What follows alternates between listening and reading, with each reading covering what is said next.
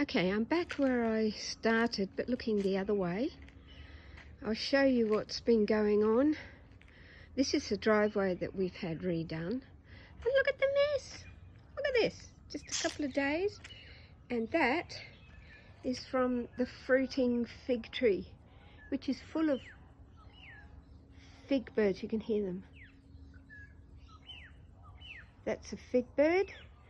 And they're enjoying the fruits of this. The bats actually come at night, so it's full of bats at night and full of fig birds during the day. There's our lovely hedge, which takes a monstrous job to hedge and trim back. This is going to be the centre garden, which is going to be a miniature. Well, I've got an Australian natives planned for it. But this area here at the front, area here at the front is going to be, because this is in shade all year, this half of this garden, so I'm going to make it more of a rainforesty stuff. So I've ordered a lot of ferns to go in here along this front here. And I'm going to have to put sprayers in because drippers, you can't dripper ferns. You can have to spray them. But along the back there, this keeps the full sun all along the back ridge. And in summer, it's like full sun all through summer. So they're going to have to be hardy grevilleas and wattles up in there. Yellow, white and blue scheme.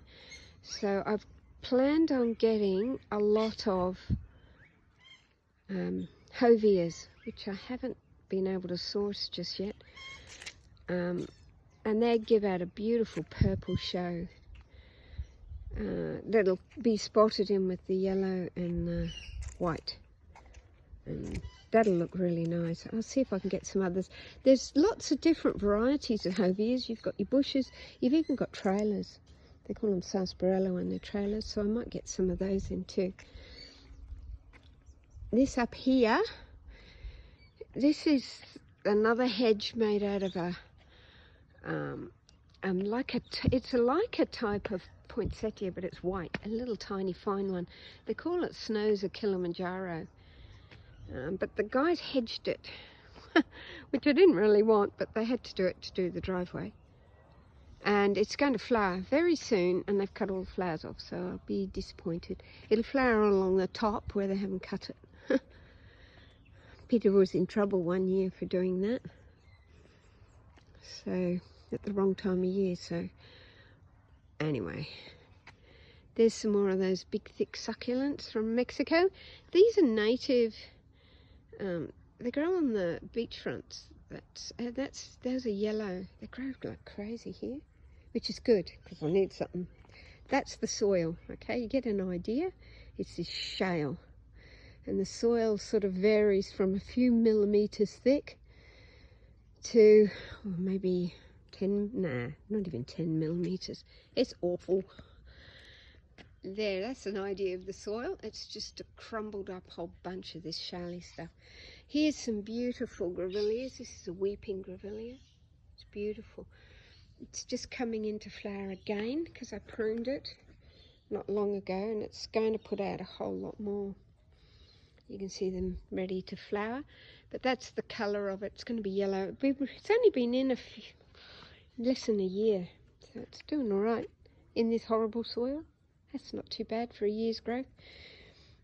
There's some rubbish sitting in my garden bed.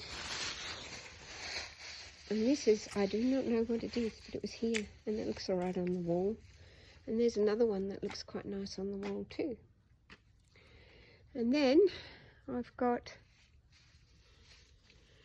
this garden here I've put in. These are supposed to be in shade plants, but they get the morning sun and they burns them, which is a shame. I've got drippers on all of these. These are orchids here. And I've just thrown them there because I haven't finished putting them up on. I'm going to put them up this post, but I've just stuck them there for now, so they don't really get watered very well. They were in that centre garden, over there, but I've moved them to here, so I'm going to put them up the post there. These need a bit of a hose off. Some different bacchias, some more ferns. I don't know, that was a lovely, I don't know, my fuchsias, what a waste. I'm not doing very well with them. What have we got here? Some orchids, which I haven't put in the shade house yet. These are some staghorns, no, elk horns, that I have pulled off a tree out of that big centre garden. And I've been cutting it up and mounting it on these. I made these out of merbau. It's my first bit of carpentry work. I made them out of merbau decking, which is a hardwood decking. And yeah, you can hang them up. They got a hook. I just got to get the hook in the wall, in the concrete, and they're going over there on this wall there, and another one on that side, and then a couple on the other side of the house. So that's what I'm working on. That's going to the dump. What have we got here? So here's some elk horns. I've just thought I might put a couple of elk horns on the wall here. I put one just to see what it would look like. It's looking quite nice, but I haven't wired it in, which obviously I'll have to do, and I'll have to put some sphagnum moss behind it and see if I can get some drippers running to them, and clean out this rubbish that I've just tossed here, and put elk horns all along that wall there. There's the mother plant of the big poinciana that was in the centre of the driveway. So I'm carving it up. It's quite a big job to carve it up and put them into little pieces. These are beautiful nodding violets. They're not getting the sun at the moment. They will in the afternoon. And they put out all these beautiful flowers. They're really, really pretty. They needed fertilising again because they're starting to lose colour in the leaves. But they can handle so much. They do well. I bought one plant and I've grown all those from the one plant, which is more than I can say for my sad looking fuchsias along there. I don't know, they're not doing very well at all. Here's some cycads, and the bugs eat them. Oh, they eat them badly. They don't eat them when they're hard like this. They don't eat them like that. They eat them when they're green, fresh. These are fresh tips, so you have to spray, which I don't like doing. But because there's what do they call it, a butterfly. There's a type of butterfly here. It lays eggs all over it. And this one put out a big spray like that, and it just was stripped to stalks. So I've had to spray, otherwise it's just not going to grow. So once you don't spray them, once they grow hard, the caterpillars won't eat them. I'm just learning about cycads. YouTube's good. There's a beautiful old-fashioned, what do you call these? These are grevilleas. It's the plain old golden one. What's that called? Anyway, it's quite old now. I've pruned it quite hard, but I'm waiting to see if it'll recover. They don't live very long, so it's probably at the end of its life, really. Now, there's a hibiscus that was really straggly, and there's another hibiscus that was really straggly too, but I attacked it a couple of times with heavy pruning, and it's come up beautiful. It hasn't flowered but much, but it's come up really, really thick. Makes a nice screen. That one I hadn't pruned, so I'm starting to do the same with that one. I'm hoping after a couple of prunings, that one will look as good as that one. Yeah. This is up the path to nowhere. Apparently it was built here by the people who used to be good friends with the people next door. They got a swimming pool, and they used to let their kids run up here and go and swim in their swimming pool, which was very nice. And then, of course, when they moved out, the path was sealed off, the gate was sealed off, and that's the end of that. So the path doesn't go anywhere. Here's another hibiscus. I've cut those back, hoping they'll come up as thick as this again. Hibiscus from Hawaii. not native, so the plants, birds don't like them. I really wanted to go, I prefer to go native like these. These get full of lorikeets when they're flowering, they really do. That's what I'd like to have in that centre island garden. Lots and lots of native animals. There's a monstera of some sort, not the usual delicious with the deliciosus with the fruit. I don't know, it's a big, huge big thing. Can't remember its name. These are all orange blossoms, mock orange. Another frangipani it's just about ready to drop all its leaves everywhere. And this goes through. These are some little hedge. I'm trying to grow a hedge along here. These are all lily pillies, natives. I like natives because you get little birds in them.